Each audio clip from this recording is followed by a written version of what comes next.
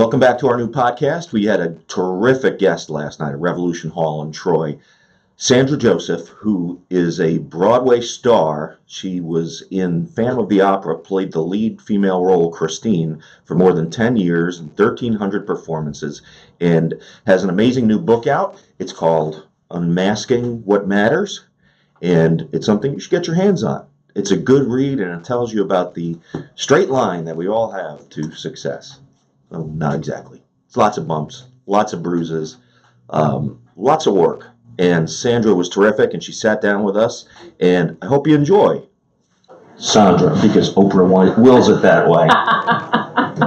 Thank you for doing this. Thank you for having me. We just decided what to call this. Okay. In this podcast, and it's been an ongoing thing in my mind to make it mean something. Talking about journeys and everybody's journey. So right now, it's like this.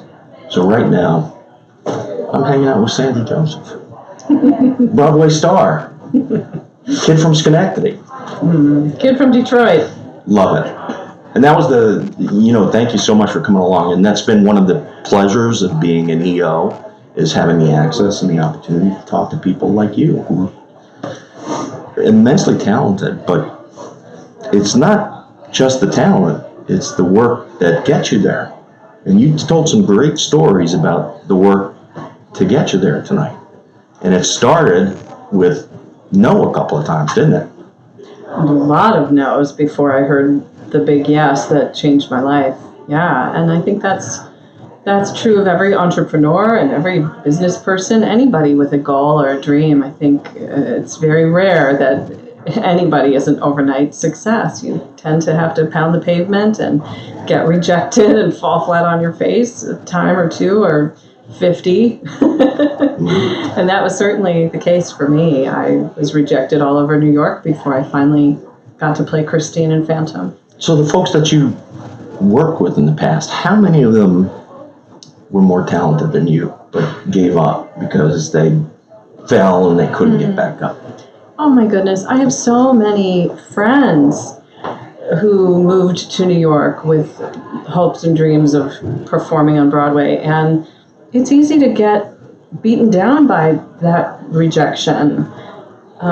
They say you can hear no 50 or 100 times before you hear yes, and a lot of people don't have the stomach for it. It's really demoralizing to show up and try your best, and I remember times when I would be up at 4 o'clock in the morning and then standing in a long cattle call line waiting, and you're dressed, you got your makeup, your hair, you've warmed up your voice, all this stuff to get in the room and sometimes just be typed out, where if you don't look the way they want the character to look, you don't even get to sing, you don't even get to audition.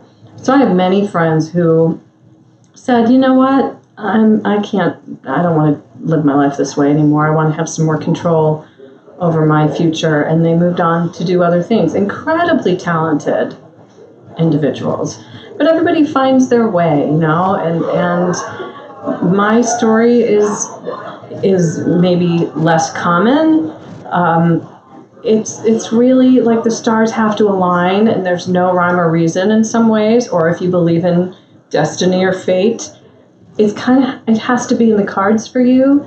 And there are plenty of ridiculously talented people who've moved away from that field, but they're very happy doing other things now. Right. So I think everybody finds their way. So would you say there's a certain randomness to it? That's a great question. Depends on your philosophy, I suppose. I don't know. I mean, it would take some sort of magical thinking to believe that you can control the outcome of certain things. I think all we can do is follow our intuition and our instincts and the balance between the head and the heart. That's the tough thing, isn't it? To know who's in charge. If I had listened to my head, I don't think I would have moved to New York and lived on a friend's sofa and, ate popcorn to survive.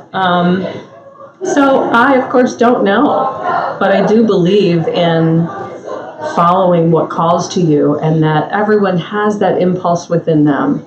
That I think we're all here, we come in with this sort of essence, this bud that wants to blossom into its fullest expression. And if we keep focusing on alignment with our own calling, with our own sense of purpose. What's right for us. Yeah, and that may not look like what the world thinks it should look like or what your friend's path looks like, but I think there is sort of a blueprint for each person that we kind of come in with, and if we keep following our inner guidance, we will blossom into that person. I think it's less about the external magic or disaster, because we all go through those highs and lows, but it's more about just, this is more information for me as a soul, learning how to become more of who I am. That's that's the real gig. Now, when people come to realize it, sometimes they just experience it on their own. This is what I want. Other times it takes that falling down. What was it for you? Was it the falling down? Was it on your journey to be where you are today? My journey to wanting to perform? Yeah. Or I knew, I mean, for me as a kid, I had one of those lightning bolt moments of knowing. It was when I was about 8 years old and saw the musical Annie. The national tour came through my hometown of Detroit, and I saw this girl up there, and I said, that's it. And it was like every bone in my body was resonating with the longing to do that, even though I was shy and insecure and not the kind of kid who wanted to be in the spotlight. I fell in love with that art form at a young age, and I loved singing, I loved theater, I loved acting. I knew. You knew early on. Immediately. And it was a long road to get there, and a lot of self-doubt and thinking I must have been crazy to ever dream of doing that. But then later in life, in my second career, leaving Broadway and becoming a keynote speaker and doing what I do now and an author, that was not the same kind of instant knowing. It was more of a slow unfolding of following a vague sense of intuition without knowing what it would look like in the final result. I certainly didn't set out to be a keynote speaker who sings. I didn't know there was any such thing. I don't know if there is, but that's what I'm doing. My God, I didn't expect you to sing tonight, and Yeah. What a beautiful voice. Oh my God, what a treat that was. That was not expected on my part. And that's because I stayed out of the meetings. Don't let me in the meetings. Yeah, it just evolved step by step, slowly over time. So I think it can happen either way. So you talked about, and I don't think we mentioned this at all, but you were in Phantom for 10 years, 10 straight years, and you were playing the main female character. Is there a parallel between any of the characters and your journey from the beginning to where you are now? Oh, absolutely. The character of Christine, I mean, I can't imagine a character that's more similar to who I really am. And there were so many parallels, it was sort of uncanny. My middle name is literally Christine. It really felt like it just fit me like a glove. I mean, when we first meet the character, she's plucked out of the chorus and thrown into the spotlight. She's really nervous, and stage fright and terror of being in the spotlight was a huge part of my journey. But Christine loves to sing, and she wants to do it, and she eventually finds her confidence out there. Also, she has a really close bond with her father in the show, her late father. That's true of my personal story as well. And she falls in love with the Phantom, which I also happened to do on stage and off stage, and I fell in love with my co-star and married the Phantom. You married the Phantom. I did. And he's much more handsome without the mask. He is. He's really cute behind all the stuff. So when I got your book last week and I went through, I was kind of, first thing I did is I opened up, and it's the one page with the pink, and I opened up to page 53, and it was questions to live by. And I absolutely loved what you did with this book, is you put in questions and asked people to think about themselves.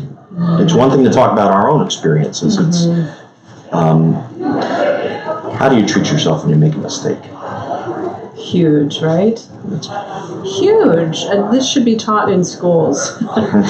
Because, we've heard it 1,000 times that, you have to fail. Failure is a necessary step on the road to success. And that doesn't make it suck less. No, right. Nobody teaches you how to move through that when it actually happens, because it feels awful. Right. And it's so easy to decide this isn't my true worth when you're in those low moments, when you've been knocked down, when you've blown it.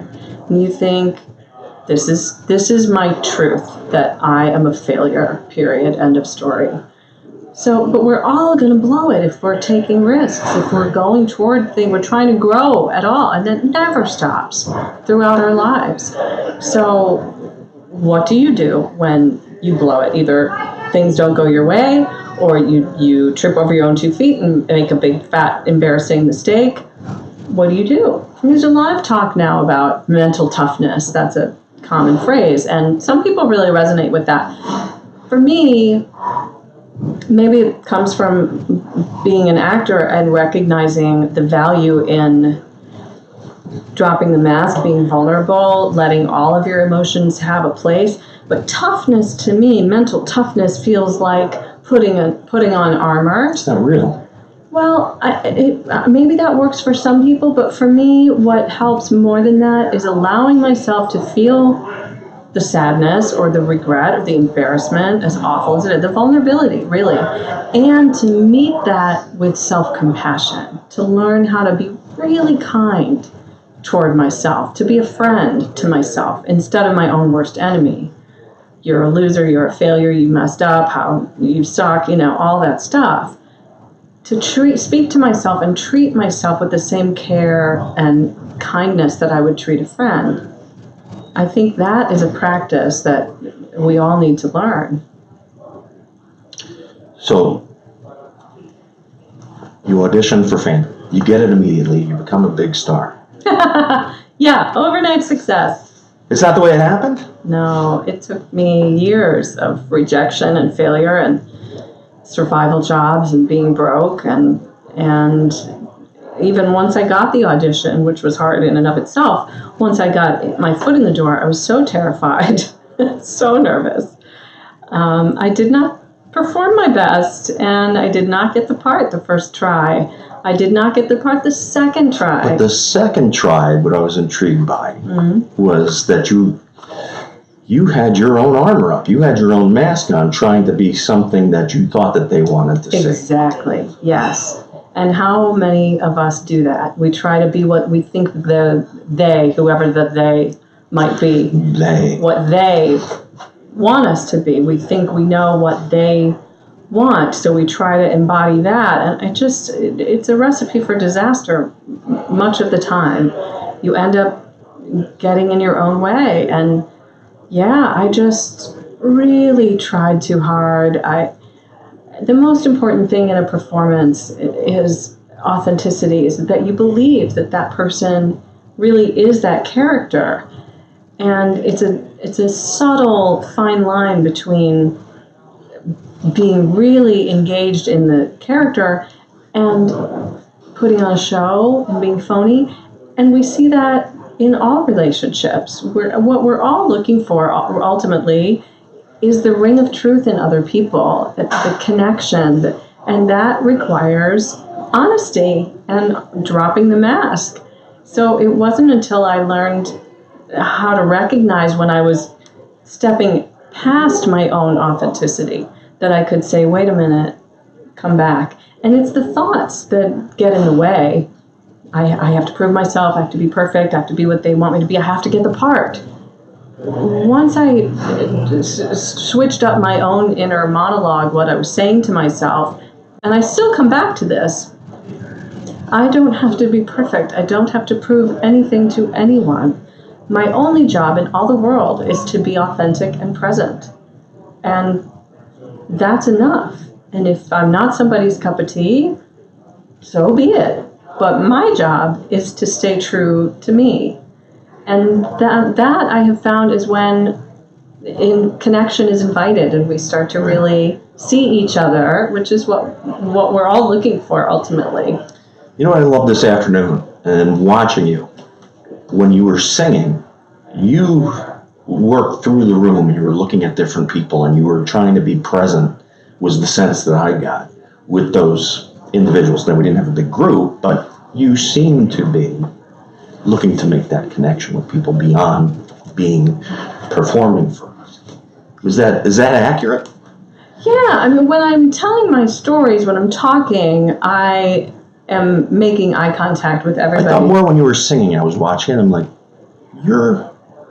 Interesting. You're being present and paying attention. I am trying always when I'm singing to be present because I have sung those songs literally thousands of times. So it would be very easy to slip into autopilot and to be thinking about, what am I going to have to eat later? You know, I can easily check out when I'm singing. Right. So I'm really focusing on being in my body, being in the moment, staying here. Right. Which is the challenge we all face in life now with so many distractions, right? It's how often are we really doing what we're doing while we're doing it? So often our body's doing one thing and our mind is off somewhere else. And we say yes to it too so much. I know I do, is you say yes to that distraction where you lose your focus. Yeah, it's really easy. So the practice on stage is actually the same practice that I try to do off stage. It's helpful to remember to come back to the present moment and to really be where we are and not off in distraction all the time. The second thing that I found in the book, the second page that I opened up to, was you listed out something. I just finished a book a few weeks ago, which was John Kabat-Zinn's Mindfulness for Beginners, and the entire thing about the raisin. Yes. And when I first thought about the idea, I'm like, it sounds so silly, but it's real. It's you pay attention to that and just that, and look at how different it is. Yes, that is such a wonderful practice, to just be present with a simple everyday thing. And we can practice it while brushing our teeth or driving our car, all those times when we check out. So the practice, John Kabat-Zinn, of just simply taking a little raisin and looking at it, really seeing it, and looking at the different textures and the shape and all things, and then slowly eating it, savoring, noticing, just any kind of mindfulness practice. And I've heard this from so many leaders, CEOs, who say the biggest thing that they can do, the best thing they can do to become an incredible leader is to practice mindfulness themselves and to teach everyone in the organization to be more mindful. It's when we do our best work. Just read last week that both Jeff Bezos and Bill Gates, one of the things they do every night, they do the dishes, because it's their time to do a repetitive task where they don't have to think, and they can focus in and just be. And Thich Nhat Hanh, the wonderful teacher, has a practice of, he's changed the lives of millions of women by talking about a mindfulness practice when you're washing dishes, to feel the soap, feel the water, actually feel your arm moving when you're washing with the sponge or whatever, like to actually engage in an activity like that in a mindful, present way. These are simple but profound practices that really help us in other ways in our lives. And when I was downstairs earlier to get 30 questions that everyone was like, well, what are you going to ask? What are you going to talk about? And, I got my book and I got things. And one question kept coming up was everyone wanted to hear about the fear of getting on stage. Are you still afraid when you get on the stage? Sometimes, absolutely. Stage fright has been my intimate companion for the entire however many decades I've been doing this, and it still comes up once in a while, depending on circumstances or new environments. Anytime we're doing something new, I think there can be an element of fear. And I have all kinds of practices to manage it and work with it. What's the go-to? Put it to work for me. Gosh, I could do an hour on this, but I'll try to keep it very simple and applicable. One of the most, it was my high school speech teacher that first said, the greatest antidote to nervousness is preparation. So I try to be really well prepared. That's number one, which does not mean, like in that second audition, pre-planning every single thing that's going to happen. Right. And being over-prepared gets in your way.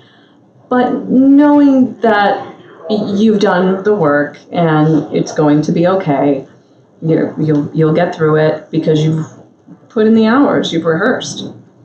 So that's part of it. I love visualization, big fan of really... Not the audience in their underwear. Oh, no. But in advance. So as a singer, I can't physically rehearse constantly or be speaking my speech out loud constantly. And this I learned during Phantom.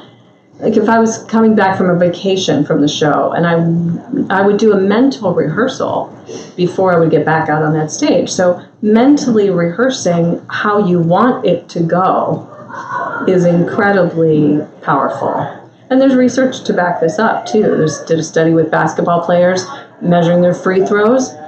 One group physically did the free throws. The other group visualized sinking the free throws. The visualization group actually performed better. Yeah. So visualization is huge. And then, of course, there's like the power posing that Amy Cuddy has taught everyone. You can do all those things too. One of my simplest go-tos that people really latch onto it because I think it's just so easy to do.